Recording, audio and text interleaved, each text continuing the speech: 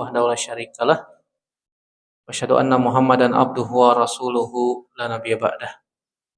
Ya ayyuhallazina amanu taqullaha haqqa tuqatih wa la tamutunna illa wa antum muslimun.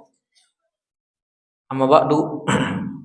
Fa inna asdaqal hadits kitabullah wa khairal hadi hadi Muhammadin sallallahu alaihi wa ala alihi wasallam. Syarrul umuri muhdatsatuha wa kullu muhdatsatin bid'ah wa kullu bid'atin dhalalah wa kullu dhalalatin finnar. Al-ikhwah janallahu wa iyyakum ajmain. Alhamdulillah segala puji hanya milik Allah Subhanahu wa taala yang masih memberikan kepada kita kesempatan untuk bisa berpuasa sampai hari ini. Ya, hari yang keberapa, Pak? 15 ya. Berarti malam ke-16. Ya. Ini nikmat dari Allah Subhanahu wa taala sehingga Allah Subhanahu wa taala berikan kepada kita kesehatan, kekuatan, kemampuan untuk bisa beribadah ya kepada Allah Subhanahu wa taala di bulan yang penuh dengan kemuliaan, keberkahan ini, yaitu bulan Ramadan. Salat dan salam tidak lupa kita iringkan kepada Nabi kita Muhammad sallallahu alaihi wasallam, kepada keluarga, sahabat, dan kita sebagai umatnya sampai kiamat kelak. Baik, pembahasan kita pada malam yang bahagia ini, yang mulia ini, saya akan bahas tentang kapan sih sebenarnya Al-Quran itu diturunkan. Kebetulan besok udah malam 17. Biasanya kaum muslimin memperingati nuzulul Quran di tanggal 17 Ramadan. Apakah benar Al-Quran itu turun pada tanggal 17 Ramadan? Atau seperti apa? Mana dalilnya dari Al-Quran ataupun hadis Nabi Sallallahu Alaihi Wasallam yang sahih dan juga berdasarkan penafsiran para ulama dari ayat-ayat tersebut. Kita memohon taufik pada Allah Subhanahu Wa Taala agar diberikan ilmu yang bermanfaat. Poin yang pertama yang kita ketahui bersama bahwasanya sepakat Al-Quran itu diturunkan di bulan Ramadan. Sebagaimana Allah Subhanahu Wa Taala sebutkan dalam surat yang kedua, surat Al-Baqarah ayat 185, Allah berfirman, Syahrul Ramadan allazi unzila fihil Quran. Bulan Ramadan adalah bulan yang di dalamnya diturunkan Al-Quran. Kita lihat bagaimana penjelasan Al-Imam Ibnu Katsir di dalam tafsirnya. Beliau mengatakan, Yamdahullahu ta'ala syahra Ramadana min baini sa'iri syuhur bi'anahu ikhtarahu li inzalil Qur'anil azim. Allah Subhanahu wa taala memuliakan bulan Ramadan di antara bulan-bulan yang lain. Karena Allah Subhanahu wa taala menjadikan bulan Ramadan sebagai bulan di mana diturunkannya Al-Qur'an yang mulia, yang agung. Ini disebutkan oleh Al-Imam Ibnu Katsir dan tidak ada perbedaan pendapat di kalangan para ulama bahwasanya Al-Qur'an diturunkan di bulan Ramadan. Poin yang kedua yang kita harus ketahui juga bahwasanya Al-Qur'an diturunkan pada Lailatul Qadar. Sebagaimana dalil-dalil dari Al-Qur'an itu sendiri, Allah Subhanahu wa taala yang mengatakan dalam surat Al-Qadar surat yang ke-97 ayat 1, Allah Subhanahu wa taala berfirman, Inna anzalnahu fi lailatul qadar. Sungguhnya kami turunkan Al-Qur'an itu pada Lailatul Qadar. Dan di surat yang lain, di surat Ad-Dukhan, surat yang ke-44 ayat 3, Allah Subhanahu wa taala berfirman, Inna anzalnahu fi lailatin mubarakah. Sungguhnya kami turunkan Al-Qur'an itu di malam yang diberkahi. Apa yang dimaksud dengan malam yang diberkahi tersebut? Kata Al-Imam Al-Qurtubi rahimahullah ta'ala, Al-Lailatul Mubarakah hiya Lailatul Qadri bi ijma'il ulama. Yang dimaksud dengan malam yang diberkahi adalah Lailatul Qadar. Berdasarkan kesepakatan para ulama, tidak ada perselisihan di dalamnya. Ini menunjukkan bahwasanya Al-Qur'an itu diturunkan oleh Allah Subhanahu wa taala di bulan Ramadan, tepatnya pada Lailatul Qadar. Dan Lailatul Qadar itu ada pada 10 hari terakhir di bulan Ramadan. Cuma para ulama berbeda pendapat tanggalnya tanggal berapa. Ya, ada yang mengatakan tanggal 21, ada yang mengatakan 23, 25, 27, 29. Malam-malam ganjil. Kenapa demikian? Karena emang Lailatul Qadar berpindah-pindah dari satu tahun ke tahun yang lain, tidak menetap. Kenapa? Karena ini rahasia dari Allah Subhanahu wa ta'ala. Makanya Nabi SAW menganjurkan, bahkan memerintahkan, kalau kita ingin mendapatkan Lailatul Qadar, kita itikaf 10 hari full. Kalau mau, ya. Waduh, saya nggak bisa full Ustadz, saya bisanya malam doang, masih kerja. Ya, karena emang Lailatul Qadar itu malam. Makanya para ulama berselisih pendapat mana yang lebih utama, 10 hari terakhir di bulan Ramadan atau 10 hari pertama di bulan Zulhijjah. Kemudian dijama oleh para ulama bahwasanya keduanya memiliki keutamaan. Lailatul Qadar 10 hari terakhir lebih utama beribadah di malam hari. Kenapa? Karena di dalamnya ada Lailatul Qadar. Dan Lailatul Qadar itu ada pada malam hari. Iya, pada malam hari. Jadi beribadah di malam hari di 10 hari terakhir itu lebih utama dibandingkan siang. Bukan berarti siangnya enggak ibadah, enggak. Kita puasa ya siang. Ya. Tetapi kita ibadah di malam hari ada keutamaan tersendiri. Kenapa? Di dalamnya ada Lailatul Qadar, dan Lailatul Qadar itu di malam hari bukan di siang hari. Hatta matla'il fajar. Adapun 10 hari pertama di bulan Zulhijjah, kata para ulama, yang antara Syekhul Islam Taimiyah juga mengatakan demikian, bahwasanya ibadah di siang harinya lebih utama. Kenapa? Karena di siang harinya ada induk-induk ibadah yang lain yang tidak ada di bulan-bulan yang lain. Ada puasa, dan yang paling besar adalah haji, ya, hajjul akbar. Itu di siang hari, tidak ada di bulan-bulan yang lain. Artinya keduanya punya keutamaan. Nah, ketika kita mampu untuk beribadah di malam hari aja silahkan, nggak ada masalah. Antum pulang kerja istirahat sebentar, kemudian datang ke masjid, niatkan apa? Iktikaf, beribadah. Ya, Ustadz capek banget, Ustadz boleh tidur nggak? Antum tidur di masjid, ya, niatnya iktikaf apa tidur? Kadang-kadang ada ikhwan, masya Allah, saudara-saudara kita banyak ya, niat banget mau tidur, Pak. Bawa bantal, kasur lipat, ditambah lagi selimut yang lembutnya, masjidnya AC, baru sholat tahiyatul masjid, baca Quran 1 lembar, langsung bismika Allahumma amutu ahya. Ya, cari di pojokan supaya nggak ada yang ganggu. Ya, akhirnya tidur sampai dibangunin sahur. Ya, itu juga dibangunin. Kalau nggak dibangunin, wallahu a'lam bishawab. Ya, wallahu a'lam bishawab. Kalau seperti itu gimana, Ustaz? Tergantung niat masing-masing. Jadi kita niatnya mau cari Lailatul Qadar atau mau niatnya tidur. Kan tadi udah itikaf sebentar, Ustaz.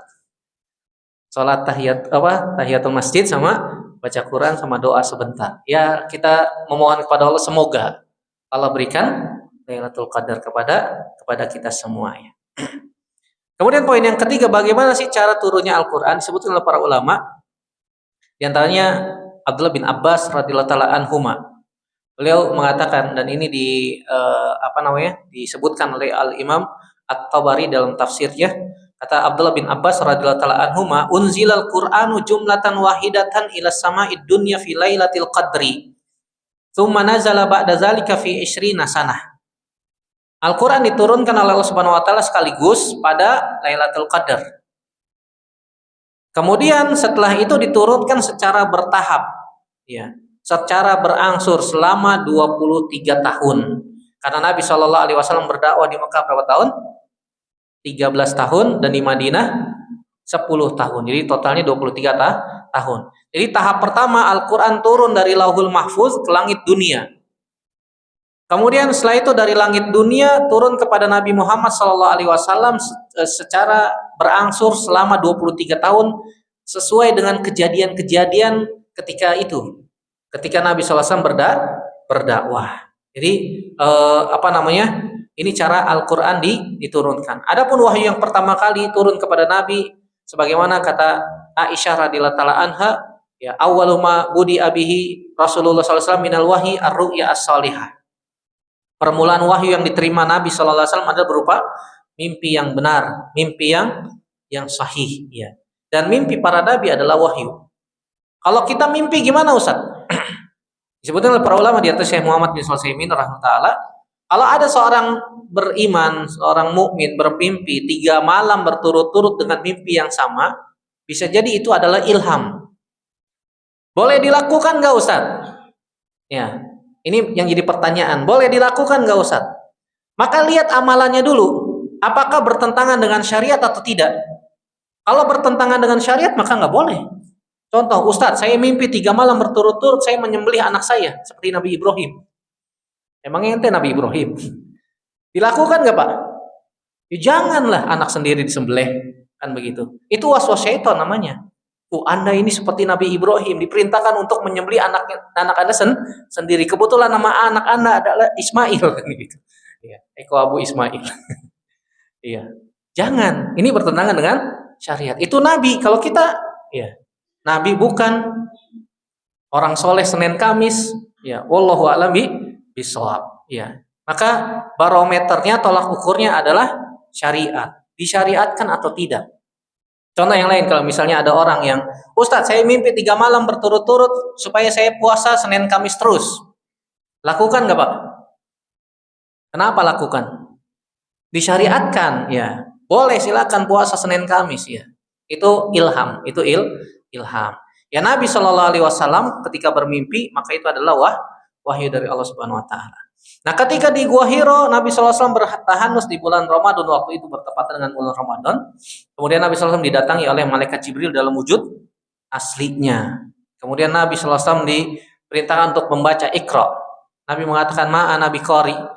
Kata para ulama, ma'ana biqari maknanya saya tidak mampu menulis dan tidak mampu membaca. Cara nulis aja nggak bisa, cara baca aja nggak bisa. Gimana suruh baca? 2 kali sama, sampai ketiga kalinya malaikat Jibril pun memeluk Nabi SAW dengan erat, ya, dengan erat sampai terasa dingin di antara pundak-pundak Nabi Sallallahu Alaihi Wasallam.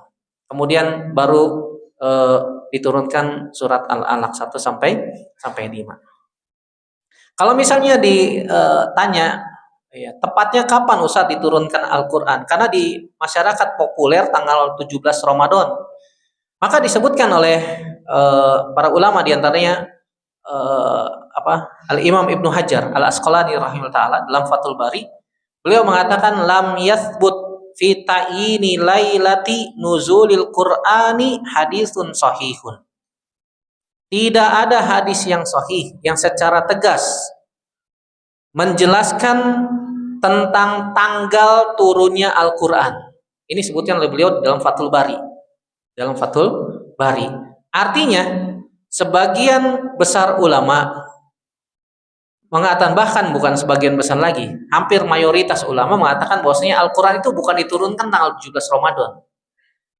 Adapun sebagian yang mengatakan bahwasanya Al-Quran diturunkan 17 Ramadan, mereka mengkaitkannya dengan perang Badar. Dan perang Badar terjadi di bulan Ramadan, betul.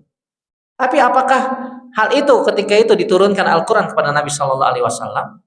Ya, ini yang perlu diteliti kembali. Apakah ada bukti ilmiah berupa dalil dari hadis-hadis Nabi Shallallahu Alaihi Wasallam, atau mungkin dikuatkan dari Allah sendiri di dalam Al-Quran bahwasanya Al-Quran diturunkan pada waktu tanggal 17 Ramadan ketika perang Badar? Ini menjadi pertanyaan besar. Dan ternyata sebagaimana dikatakan oleh Al-Imam Ibnu Hajar, tidak ada dalil yang sahih yang menunjukkan bahwasannya yang sahih, yang sharih, yang benar dan tegas bahwasannya Al-Quran diturunkan tanggal 17 Ramadan. Iya. Jadi kalau misalnya ada sebagian ulama yang mengkait-kaitkan diturunkannya Al-Quran dengan perang Badar, maka korelasinya apa nih? Ini perlu diteliti kembali, hubungannya apa? Apakah benar? Mana buktinya? Qul hatu burhanakum in kuntum shadiqin. Mana buktinya kalau emang ternyata benar Al-Quran diturunkan di tanggal 17 Ramadan. Kenapa rahasia diturunkannya Al-Quran itu Allah Subhanahu wa taala sembunyikan? Tanggalnya berapa? Kenapa? Tadi sudah kita singgung bahwasanya Allah Subhanahu wa taala menurunkan Al-Quran di Lailatul Qadar. Pada Lailatul Qadar. Dan Lailatul Qadar berpindah-pindah. Ini juga disebutkan oleh Imam Ahmad bin Abdul Halim bin Abdul Salam Ibnu Taimiyah Al-Harrani rahimahullah ta'ala dalam Majmu' Fatawa. Beliau mengatakan innama ukhfiyat Lailatul Qadri liyajtahidan nasu fil ibadah. Allah Subhanahu wa taala rahasiakan Lailatul Qadar supaya manusia bersungguh-sungguh beribadah pada waktu itu. Nabi Shallallahu Alaihi Wasallam sebutkan taharrau, cari, kata Nabi SAW, cari taharrau Lailatul Qadri fil ashril awakhir min Ramadan. Atau kama qala Nabi SAW, cari Lailatul Qadar di 10 hari terakhir di bulan Ramadan. Permasalahannya Pak, ngitung 10 harinya dari depan apa dari belakang? Ini yang diperselisihkan sama ulama. Ngitungnya dari depan apa dari belakang? Kalau 1 bulan Ramadan itu 30 hari, nggak ada masalah. Hitung dari depan, dari belakang sama aja. Ya tidak? Iya, karena Nabi SAW mengatakan 10 hari terakhir. Permasalahannya kalau 1 bulan Ramadan itu jumlahnya 29 hari. Karena Nabi mengatakan 10 hari terakhir. Oh, berarti ngitungnya dari belakang. Kan begitu. Makanya jangan sampai kita tertipu. Ya, yang kita anggap ganjil ternyata itu malam genap. Yang kita anggap genap ternyata ganjil. Karena ada sebagian ikhwah, sebagian saudara-saudara kita itikafnya nyari malam-malam ganjil doang. Ya tidak? Kalau malam ganjil, Masya Allah DKM nyediain makan sahurnya lebih banyak. Betul nggak Pak? Betul sekali. Kalau malam genap ya kurang rame. Ada sih, tapi nggak rame, nggak serame malam ganjil. Ini tertipu namanya. Ini tertipu. Kalau emang kita benar-benar niat untuk mencari Lailatul Qadar, cari di 10 hari terakhirnya, semuanya. Kalau kita bisa datangnya malam, setiap malam datang. Jangan milih ganjilnya doang. Ya. Walaupun potensinya di malam ganjil sangat besar. Cuma permasalahannya 1 bulan itu 30 hari atau 29 hari kita nggak tahu. Karena patokannya adalah hilal. Ya. Hilal itu nggak tahu kita bulan Ramadan ini 30 apa 29 kita nggak tahu. Ustadz kan kemarin Sya'bannya 30 hari Ustadz. Biasanya kalau Sya'bannya 30 hari, potensi Ramadan 29 hari. Kata siapa? Ente tahu dari mana? Gitu. Ya. Kan biasanya selang-seling. Iya, biasanya selang-seling begitu, tapi nggak selalu. Terkadang 29 30 29 30 29 30 selang-seling. Atau terkadang 30 30 29. 29 29 30. Atau sebaliknya. Kita tidak tahu. Intinya Allah Subhanahu wa taala merahasiakan Lailatul Qadar dan Nabi perintahkan kita untuk mencari Lailatul Qadar di 10 hari terakhir, berarti setiap malam. Setiap hari di 10 hari terakhir. Nabi sallallahu alaihi wasallam disebutkan oleh Aisyah radhiyallahu taala anha, kalau sudah masuk 10 hari terakhir, Nabi sallallahu alaihi wasallam syadda mi'zarahu. Nabi kencangkan ikat pinggang beliau. Ini menunjukkan bahwasanya beliau tidak menggauli istri-istrinya. Nabi Shallallahu Alaihi Wasallam ahya lailahu. Nabi Shallallahu Alaihi Wasallam menghidupkan malamnya. Mafhum dari kalimat ini kata Syekh Utsaimin rahimahullah taala, bahwasanya Nabi SAW di 10 hari terakhir tidak tidur.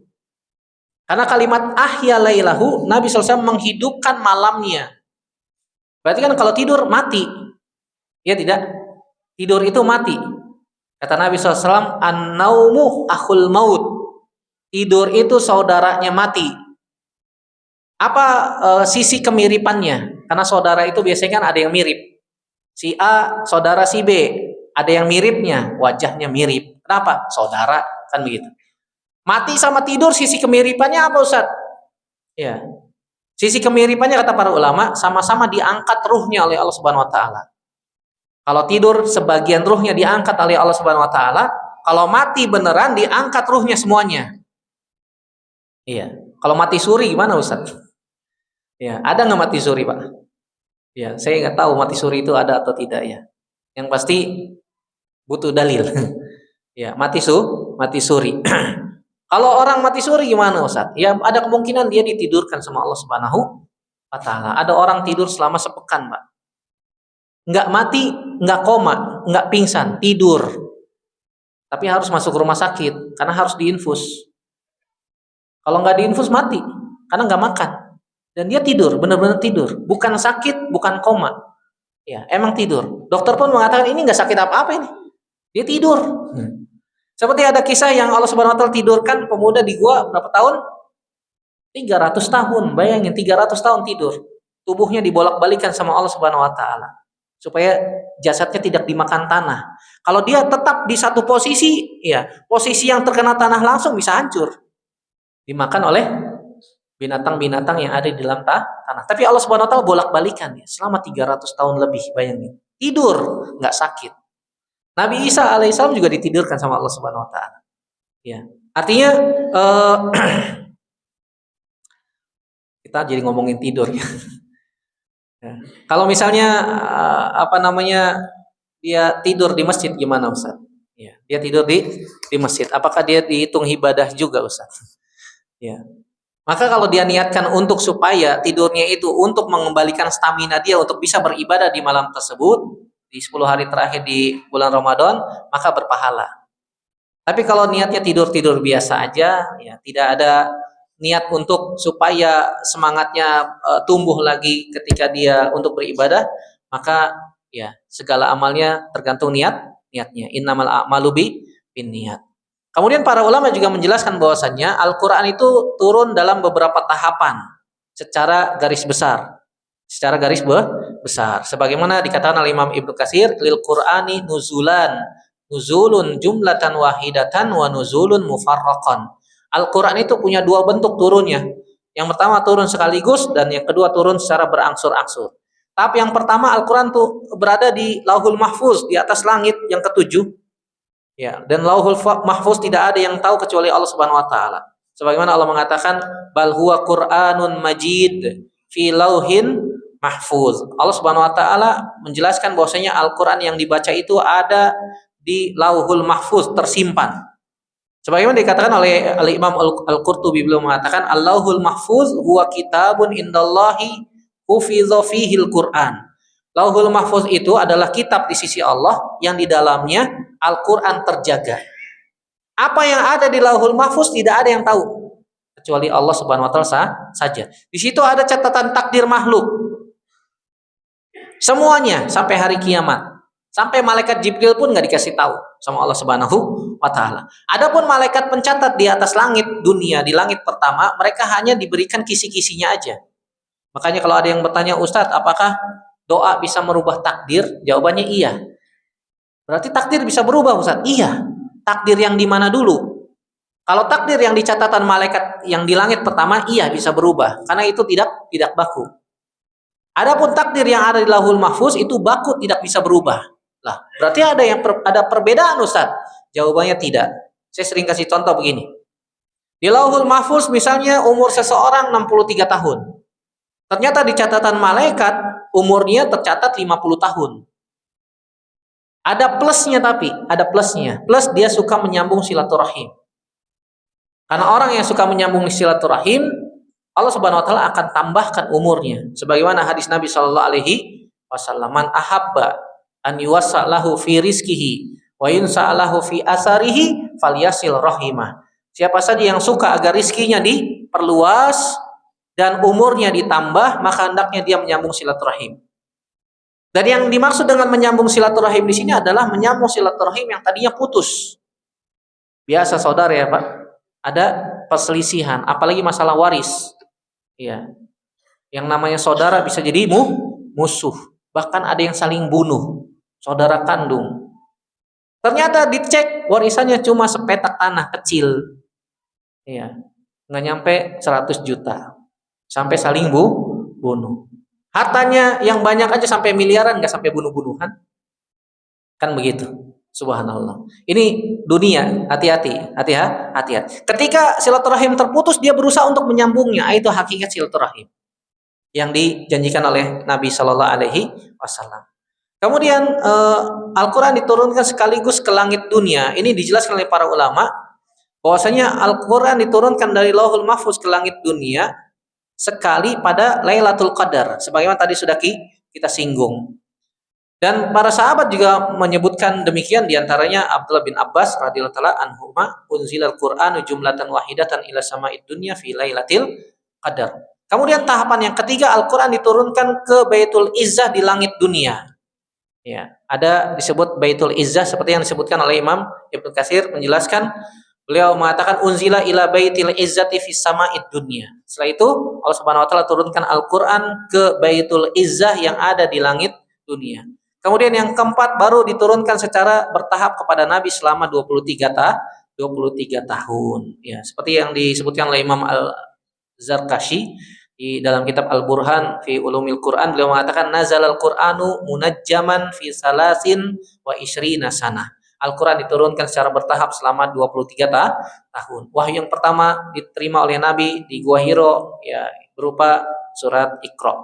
Dan dengan diturunkan surat Iqra, resmilah Nabi SAW diangkat menjadi Nabi Sallallahu Alaihi Wasallam. Dan ketika diturunkan surat Al-Muddatsir, resmilah Nabi SAW diangkat menjadi Rasul. Apa bedanya, Ustaz? Ya.